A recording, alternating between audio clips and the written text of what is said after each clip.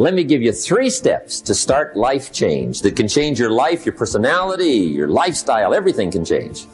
Here's the steps. Number 1, find out how things work.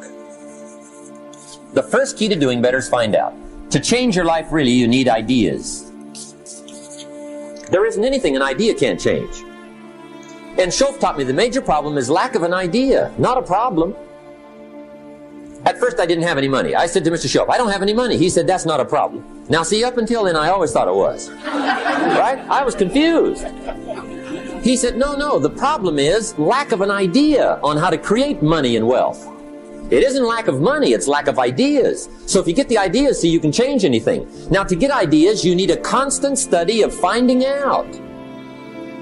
Now, Shoaff also said, when you find out something that works, put the information in your journal. Don't use your head for a filing cabinet. Put it in your journal so that you can do the next best thing. Repetition, repetition, repetition. Go over it.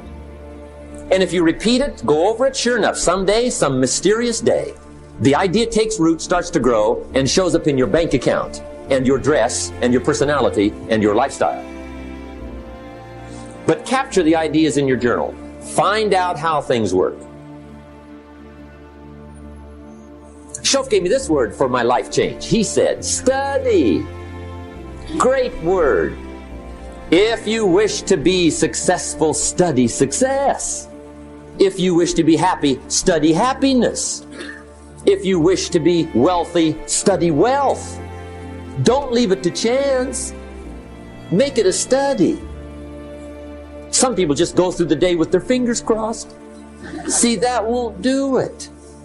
You've got to study the things that can change your economic, social, spiritual, personal life. Now, here's a qualifying phrase. And we'll have several of these qualifying phrases throughout the seminar. Here's the first one. You may not be able to do all you find out. I understand that. You may not be able to do all you find out, but you should find out all you can do. See, you don't want to wind up at the end of your life and discover that you've lived only 1/10 of it. And the other 9/10 went down the drain. Not for lack of opportunity, for lack of information. So that's number 1, find out how things work. Now here's the best human virtue for finding out, curiosity. Make a note of that. Curiosity. Be curious. You might add a word to it that'll help. Childish curiosity.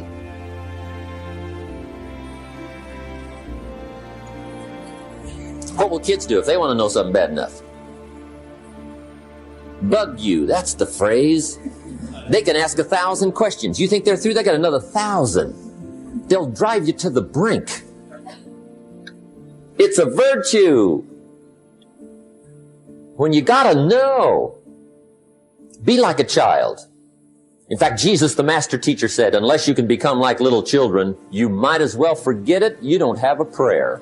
Excellent advice. You gotta be like children. 4 ways, in my opinion, to be like a child. Number 1 is curiosity, and number 2 is excitement. Get excited like a child over your ability to make yourself do anything for change. 3rd is faith. Have faith like a child. Adults are too skeptical. And 4th is trust. Trust is a childish virtue, but the rewards are incredible.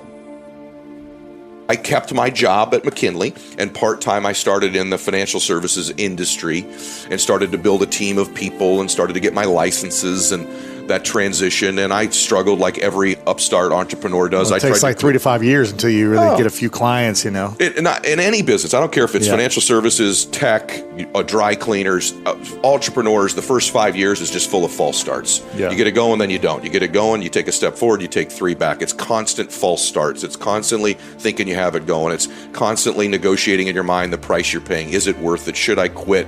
Should I give in? I spent the first 5 years daily contemplating quitting. Yeah. All the time. Even in the good time. It wasn't fun. And there's just a part of you, I think, in anything you're doing when you're struggling, is this really for me? Is this my destiny? Should I be doing this? And we misread failure from some sign. Is this a sign I shouldn't be doing it? Is this a sign I am, not cut out for this? Instead of looking for signs that you can win, right? And so I spent the first 5 years literally trying to find ways to quit, trying to find ways to get out, struggling. And I went broke. I lost a car. I had the water turned off in my place. I bought out my first house. I ended up having it foreclosed on eventually. So I'm not that house with the unicorns that you saw, right? Or my beach place. Like, that's all the after. People don't realize that there were just years and years of grinding and struggling and worrying in the beginning. And then I made some mental changes and some shifts that altered my life then again. Being that I was in 3 Hell Weeks, I knew a lot of the guys. I knew every guy that died on the operation. So the story touched me so much, I wanted to find a way to raise money for their families. So I found the Special Operations Warrior Foundation. If you're a special operator and you die, it will give 100% tuition to your son or daughter to go to college. Great foundation. So now I gotta find something to do to raise money for it. So I started Googling all these different races. I found the Badwater 135. So it's a 135-mile run through Death Valley in the summertime. Had no idea about ultra running. I'm 250 pounds, I'm a big meathead. So here I am, calling the guy up on Wednesday. He goes, hey, you got to qualify for this race. I go, how do you qualify? He says, you got to run 100 miles in 24 hours or less. And I'm like, is that even possible? I haven't run over 20 miles the whole year. Yeah. Going through BUDS, I started realizing that you have to learn to control your mind in these situations. So at mile 70, when I was in the worst shape of my entire life, I was able to draw on being calm. I was able to finish the race. When I got to Dallas, I was a bartender at night, and I moved in. One of my buddies from Indiana said, you got to come to Dallas. And I'm like, I'm there. My car would only get so far. I had a Fiat X19 with a hole in the floorboard that guzzled oil every 60 miles. And I went down there, and there's a place called The Village. It's was the world's largest apartment complex. We had 6 guys in a 3-bedroom apartment. I didn't have my own room. I didn't have my own drawer. I didn't have my closet. I had a pile, and I had one ratty towel that I stole from Motel 6. And that was it. And so I was looking for my career, got a job at a software store. And I was, didn't have a tech background, so I was teaching myself all this. Because the way I look at tech is somebody invents it, and everybody else is tied for second place in the ability to learn it. And if I work harder and faster to really dive in, even if it means reading the manual, just diving in, then I can get a head start. How old were you during I was 24. And so sleeping on the floor, working in a software company, learning, getting better at what I was doing. And then one day, because I was dying to get out of that rat hole that I lived in, I had a chance to go out and close a sale that would have got me a $1,500 commission. And so I went to my boss, his name is Michael Humecki, and I said, boss, one of my responsibilities was to sweep the floor, wipe down the windows, and open the door to open the store. I got the sale. You got to let me close the sale. He goes, no, you got to be in there to open the store. And I'm like, Michael, no. So I made the executive decision to go out, pick up the check, thinking if I hand this guy a $15,000 check, of course he's going to change his mind. Fired me on the spot. And so here I was, living in excuse my French, just this ratty place with a Motel 6 towel, sorry, Motel 6, and really didn't know how I was going to get out. But I decided, okay, I'm a lousy employee. I went to one of the companies that I'd been talking to, Architectural Lighting, and I said, look, I need $500 to be able to buy the software you want, and I promise you that even if it doesn't work, I will wash your car, I will walk your dog, I don't care what it is, I will do whatever it takes to make it up to you. And they gave me the $500, and that allowed me to create Micro Solutions. And 6 months later, I was out of the rat hole, and my company turned into a real company, and that's the one I sold for $6 million when I was 29, 30 years old. I think you should chase what energizes you. Everyone talks about passion, legacy, purpose, blah, blah, blah, blah, blah. The one word to pay attention to is energy. I love that. That's it. Let's simplify this. Okay. So whatever energizes you, naturally expands you, feels like possibility, is exciting to do. It may be scary, that doesn't matter. It has to do with how it makes you feel. Right. When you were in your 20s, money made you feel good. It expanded you. It energized you. Chasing the money, that was the game. That was your passion. That was your There's nothing wrong with that.